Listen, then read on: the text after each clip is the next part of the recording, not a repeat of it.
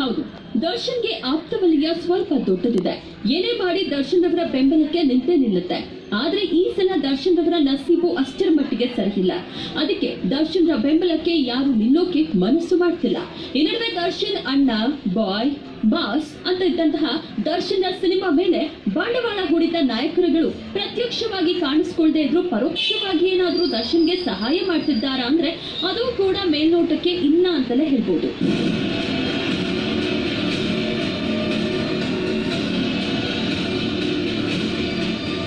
ಯಾಕೆಂದ್ರೆ ದರ್ಶನ್ ರೇಣುಕಾಸ್ವಾಮಿ ಹತ್ಯೆ ವಿಚಾರದಲ್ಲಿ ಜೈಲು ಸೇರಿದಾಗಿನಿಂದ ಅವರ ಕುಟುಂಬದವರು, ಆಪ್ತ ಗೆಳೆಯರು ಅವರನ್ನ ನೋಡೋದಕ್ಕೆ ಬಂದಿರೋದು ಬಿಟ್ರೆ ಮತ್ಯಾವ ಜನನಾಯಕರು, ರಾಜಕಾರಣಿಗಳು ಅವರನ್ನ ಭೇಟಿ ಮಾಡೋ ಮನಸ್ಸೇ ಮಾಡಿಲ್ಲ.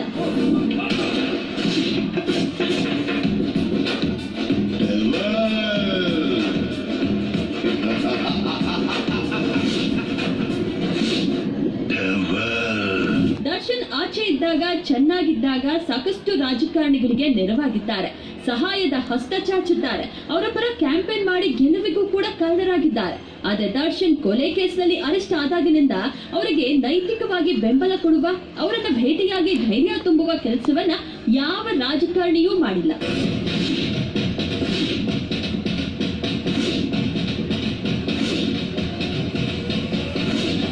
ಮೊದಲನೇದಾಗಿ ದರ್ಶನ್ ಆಪ್ತ ವರ್ಗದಲ್ಲಿ ರಾಜಕಾರಣಿ ಅಂದ್ರೆ ಅದು ಮುನಿರತ್ನ ನಾಯ್ಡು.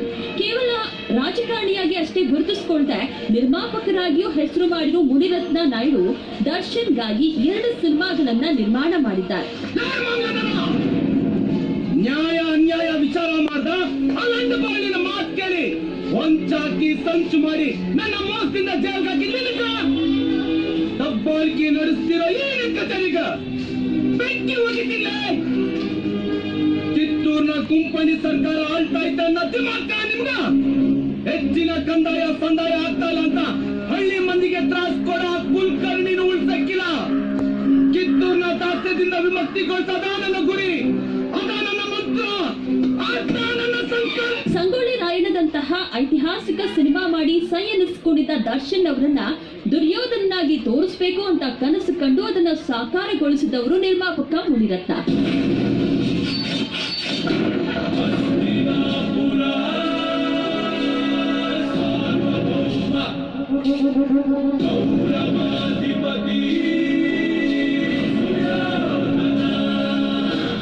ಈ ಕ್ಷಣದಿಂದ ನೀನು ಈ ರಾಜಾದಿ ರಾಜನ ದರ್ಶನ್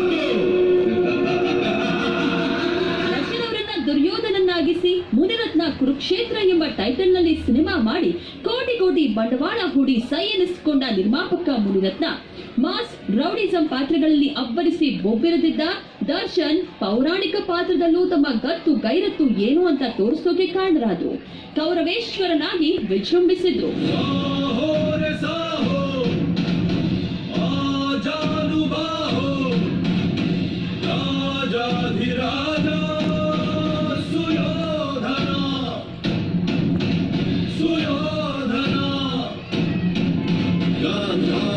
ಗರ್ಭದ ಗದಾಧರ ಧೃತರಾಷ್ಟ್ರ ಮಹಾಸುತ ಮಹೀವರ ಶತಸೋದರ ಅಗ್ರಜ ಶರವೀಯ ಕೌರವ